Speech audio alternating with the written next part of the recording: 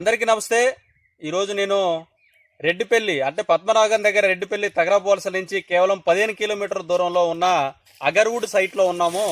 ఇక్కడ మనం మామిడి తోటలో అగర్వుడ్ ప్లాంటేషన్ చేయడం జరిగింది.